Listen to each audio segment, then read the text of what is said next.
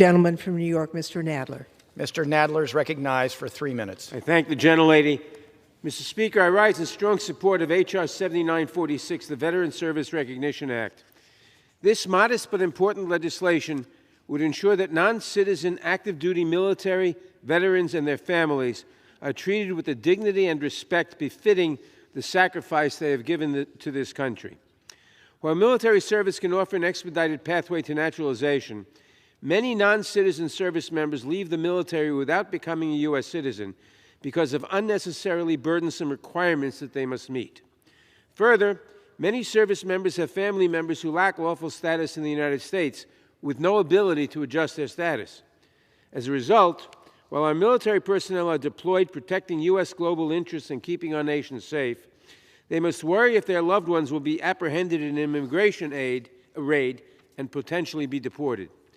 This legislation would address this concern and would protect our service members just as they protect us. It would, 1, establish an advisory committee to review and provide recommendations on the cases of non-citizen veterans, active service members, and their families who are placed in removal proceedings. 2, it would direct the Department of Homeland Security and the Department of Defense to implement a program that allows non-citizen service members to file for naturalization during basic training or as early as otherwise possible. 3, it would provide an opportunity for non-citizen veterans who have been removed or ordered removed and who have not been convicted of serious crimes to be considered for lawful permanent resident status.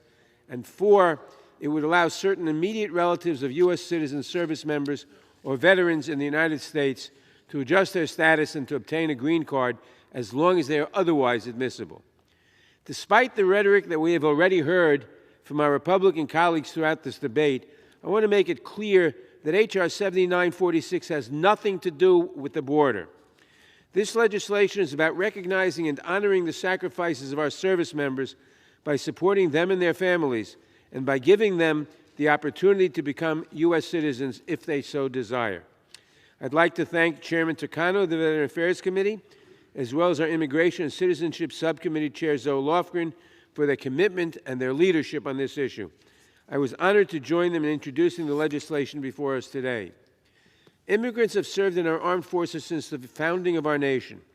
In return for their service and sacrifice, we promised them, and they have earned, the opportunity to become American citizens.